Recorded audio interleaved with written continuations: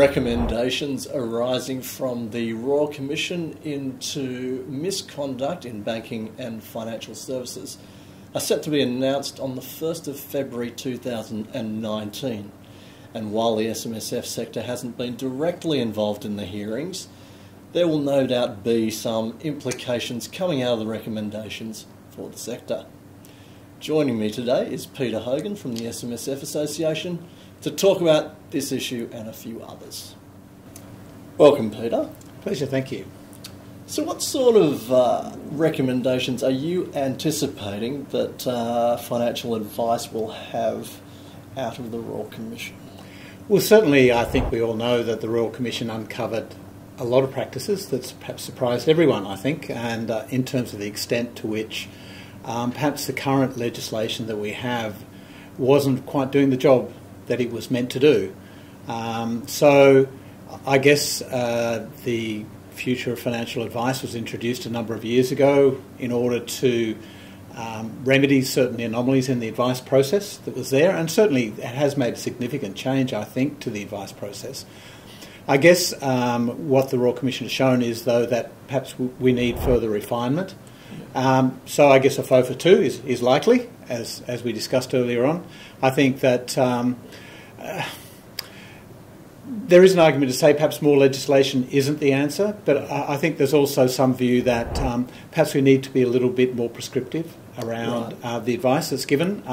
There are some identified deficiencies, and I think that if that's a little clearer in that process of the advice that's given to advisors, and that the best interest duties, which to a client can be nebulous for some people, to a little difficult to pinpoint and understand. So I guess it would be interesting to see what comes out of that. But certainly I can't see that we'll avoid further legislation.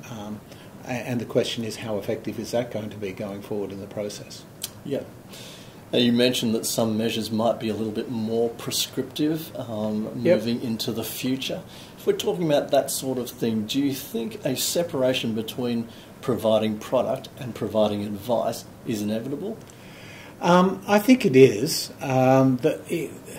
It's a product of the vertical integration that we've seen being developed with a lot of product providers and people who then have a sales force of financial advisors to promote that product. Has been brought about by the licensing regime that we have in this country at this stage, and the need for there to be a connection between the advice process and the sale of product and the profits and so on, and the business arrangements that go with that. But that is where the conflict clearly has arisen as well. I think that there is no doubt from what's come out of the Royal Commission that's clearly the point of conflict.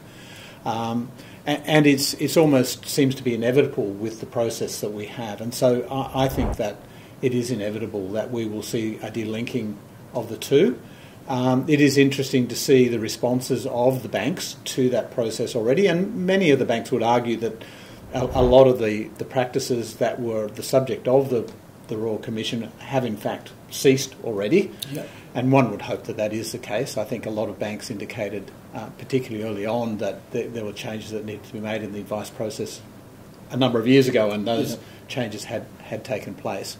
They're clearly, from their actions through the course of the Royal Commission, it's not post the Royal Commission yet, we have, as you said, we have our final report still to come, but they've already taken further steps again, and so clearly I think the clear message from the Royal Commission is that, okay, you've done a bit, we've moved on from some pretty unacceptable practices, but there is still more to do, and I think that process of separating out the advice process directly from the product providers and the incentives that the product providers give is an important part. If we look at the current financial advice structures at the moment as they stand, and we take it one step further, do you think there's any chance that we might move into the realm of individual advisors having to be individually licensed? Yeah, well, it's an interesting question in that, as I said, the clear area of conflict is that link between the licensee group being associated with a product provider. And part of the reason for that, in my view, is the need that the licensee process is a costly process, and as it currently stands, and hence the need for people to say, well, we have to earn this income somewhere else to make up for the cost of running the licensing groups. So if it also is indirectly a cause of the conflict, then you'd have to sort of say, well, if that licensing model isn't going to work, then what can we move to? And so individual licensing does occur in other parts of the world and has been introduced in other parts of the world. Of course, that does require then a government or semi-government body who will then provide the supervisory process rather than the licensees to provide that as well. And so then the structure of what ASIC or a similar organisation might look like, that would then undertake that role, clearly is something that's new territory here in Australia and something that would need a lot of work, I think, to make sure that it does function appropriately and properly as well to achieve the end result. So it's certainly an option, but there's a lot of work, I think, that would need to be done in order to have that type of model put in place in Australia. So I guess we'll wait and see what the Royal Commission recommends. Certainly, I think the view is that whatever the Commission does recommend, there is a very strong incentive for any government to introduce those recommendations. Yep. Now, in an SMSF context, what does this all mean?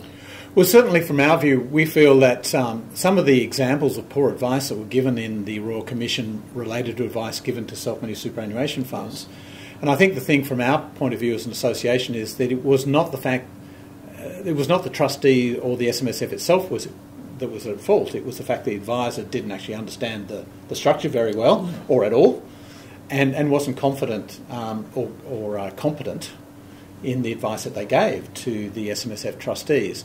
And so we feel that one of the important things that came out of the Royal Commission was that SMSFs are quite a unique advice proposition, and we actually did ask that the Royal Commission consider the prospect of perhaps having a separate designation or licensing, or at least a separate education requirement for people who want to provide advice to SMSF trustees, because we feel that, as I said, it wasn't the fact that it was the trustees of the SMSF or the SMSF as a structure which was at fault. It was simply that the advisors really weren't properly trained.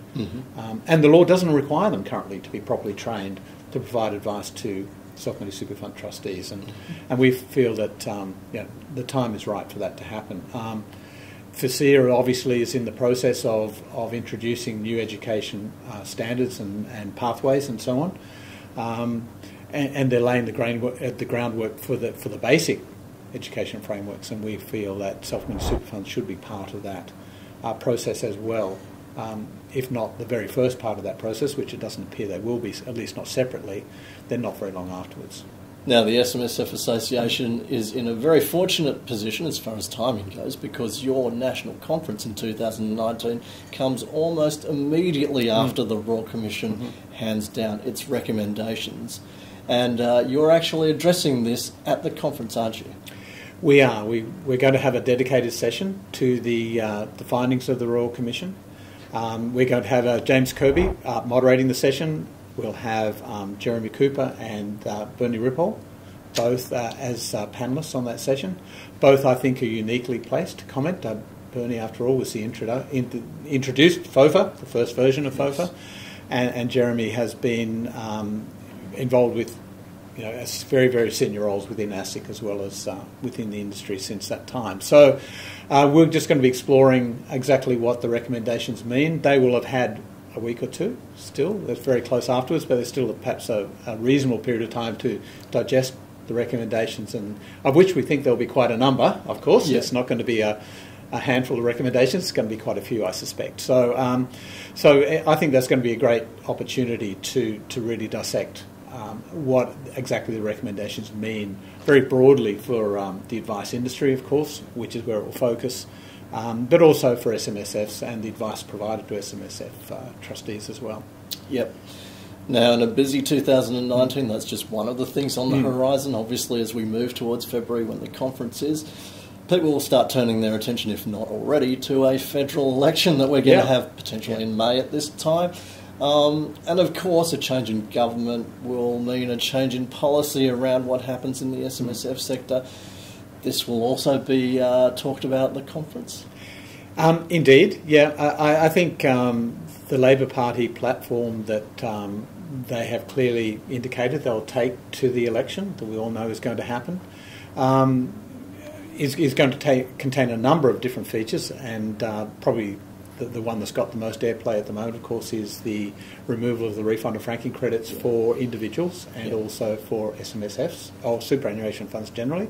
But I think it's been widely accepted, probably SMSFs are going to be most affected by that. There will be some superannuation funds affected, larger funds, APRA funds, but predominantly self-managed super funds. And that's got a lot of airplay, and that has been discussed, and there will be sessions in there, particularly looking at the impact on the capital markets, I think, which is something that hasn't been addressed. We're very much focused on the impact on the individuals and the yield and the income of individuals, but perhaps a broader impact on capital markets within the country, given that self-managed super funds represent a significant block of ownership of Australian equities for a start. And so if they change that ownership, or the dividend policy of large companies changes as a consequence of a change in the tax law, then that's going to have a very broad impact upon the Australian capital markets as such. So there's those type of sessions that we'll be having and looking at those type of issues. And clearly then there'll be other issues impacting individuals. But of course they're not the only policies affecting superannuation broadly that the Labor Party has indicated that they will run with. So I think the removal of the tax deductibility of contributions, personal contributions, regardless of whether you're self-employed or employed, something which is quite a significant change which came in just very recently. Catch-up concessional contributions is another area that the Labor Party's indicated they'll wind back. The thresholds for the 30% tax for high net worth individuals will be rolled back from $250,000 of annual income to $200,000, they've indicated. And so there are some, what individually perhaps would appear to be some minor changes to the superannuation system, but collectively they could have quite a big impact upon the savings ability of individuals, or the tax incentives, I suppose, attached to people saving in superannuation. Negative gearing, I suppose, with properties is another interesting area, and they did announce just recently quite a comprehensive housing policy on the back of some of those changes that they've talked about, not directly linked to the tax changes and so on, but part of that broader housing policy that negative gearing or the removal for new purchases of property would impact as well. So quite a few areas there which will have a big impact should Labor Party successfully be elected and have a working majority. Clearly have a working majority in the House of Reps, and whether how that translates into the Senate as well will be interesting in terms of how they might implement some of those policies going forward. And delegates who are looking to go to the conference, are there any other sort of highlights that they can look forward to? I think the conference is an interesting one because we've just come out of a couple of years where we've really focused on those 1 July 17 changes, and now we're taking a step back quite deliberately this year and started to say, well, let's take a broader picture of what's happening in the marketplace and superannuation generally. So we have a new SMSF family. We have on which all our case studies will be based. So we'll be introducing that new SMSF family. We'll be looking to we are going to have 2 streams of workshops running. One looking at the future of SMSF advice and paperwork in the context of estate planning. Another in looking at maximising the amount of capital you can get into superannuation, because clearly that's a real issue now, using the tax concessions that are available and in an effective way. So there'll be 2 streams of workshops running. We've also recognised there are a number of other issues around pensions, around business structures and so on, which are worthy of more than just a single session. So we're actually running a lot of double sessions as well, picking on particular topics and tax changes around calculation of exempt current pension income and the impact on actuarial certificates, and then following on from that, reserving strategies as well and where those changes are coming, because we're looking, and the ATO, I think as a regulator, is receiving a lot of industry feedback that reserving needs to be re-looked at again in terms of how reserves are going to be used. Legacy pensions, there's a very strong message back to Treasury and the government to say those type of products need to be re-looked at and maybe a one-off opportunity perhaps to wind them back and rid ourselves of a lot of this sort of legacy complexity which we have in the market. So we have a number of double sessions on those type of issues as well. Okay. So as well as a lot of other sessions. An interesting one with Bryce Vickett, who's always a great presenter on whether you've actually retired or not. And what do you actually have to do to retire, and what do the case laws say? And I think you might be surprised at some of the things he comes out with. We have a few other interesting sessions like that, and we have we have our normal specialist session right at the beginning of the conference on related parties, and really doing a deep dive into related parties, not just of individuals, but partnerships, companies, trusts, and how all that works, not only just for the in-house asset rules, but a broad range of superannuation rules now. You have to actually understand exactly who or what a related party is to make those strategies work. So there's those sort of things.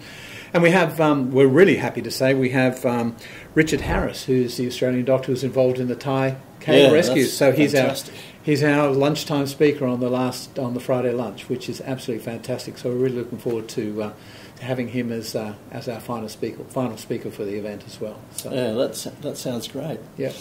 Peter and I have just been speaking about the 2019 SMSF Association National Conference. It will be held in Melbourne from Wednesday the 20th of February to Friday the 22nd of February at the Melbourne Convention and Exhibition Centre.